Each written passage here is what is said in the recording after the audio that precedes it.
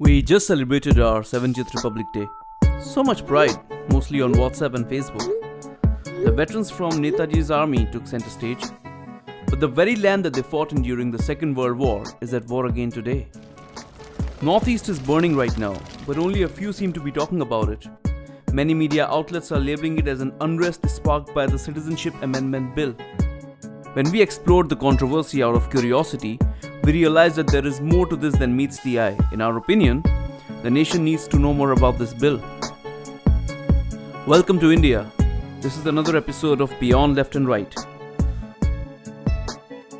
The Citizenship Amendment Bill had been passed by the Lok Sabha in the January of 2019. The legislation is pending an approval from the upper house.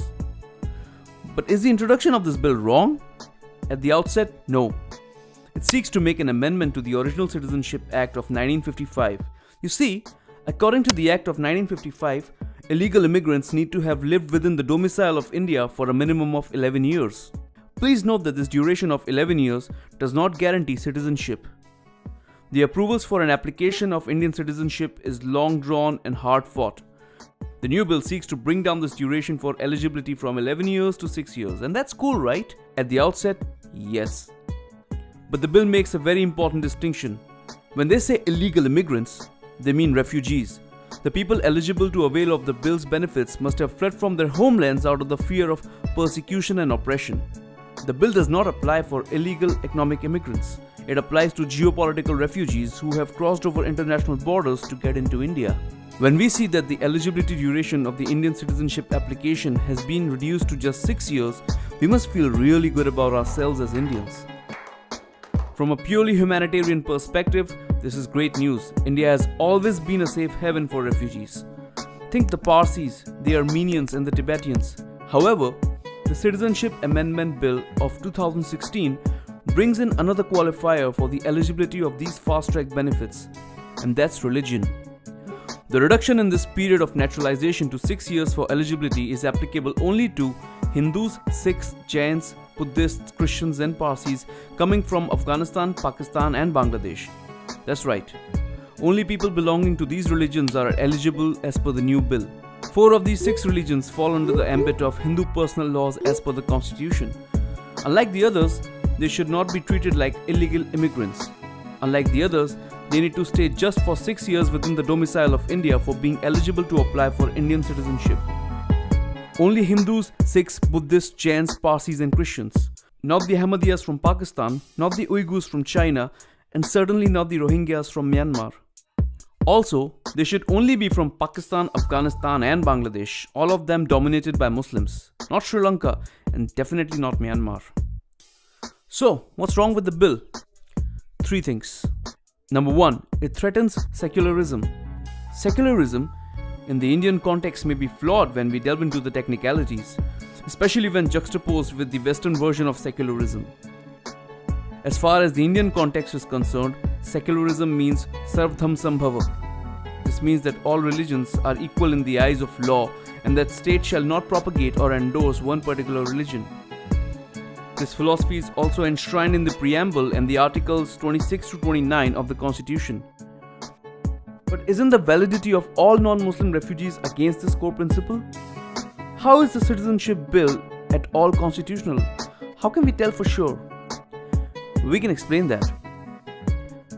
When looked at objectively, the bill destroys one of the basic structures of the Constitution of India.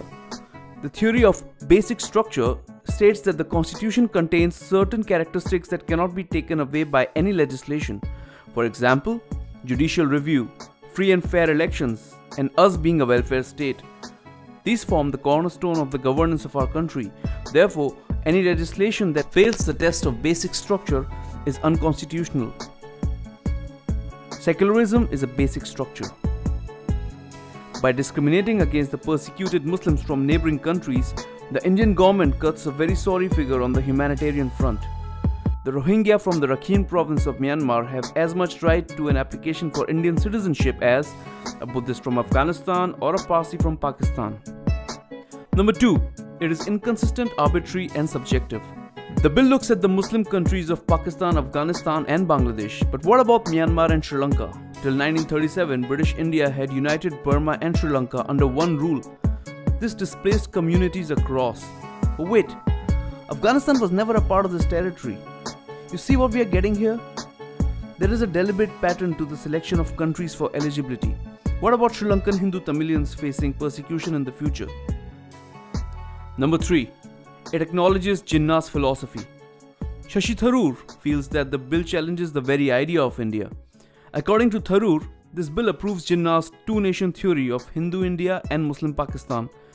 This is something that we as a nation have rejected time and again. His primary grudge is against an assumption made by the bill that non-Muslims have greater aspirational stakes to the Indian citizenship. This is not the India imagined by our founding fathers. The problem with this bill is that it was a part of the original BJP manifesto during 2014 elections.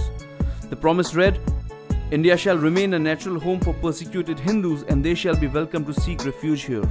What separates us from the countries like Pakistan and Israel, which blatantly discriminate against a particular set of communities? Is India a land meant only for Hindus, Sikhs, Jains, Buddhists and Christians? The bill must be seen in a positive light as it legitimizes the status of asylum seekers in this country. But the discrimination on the basis of religious faith is a dangerous precedent. Not many are talking about this. Spread the message. Nothing changes unless we wake up. This is India. Thanks for watching. Please subscribe.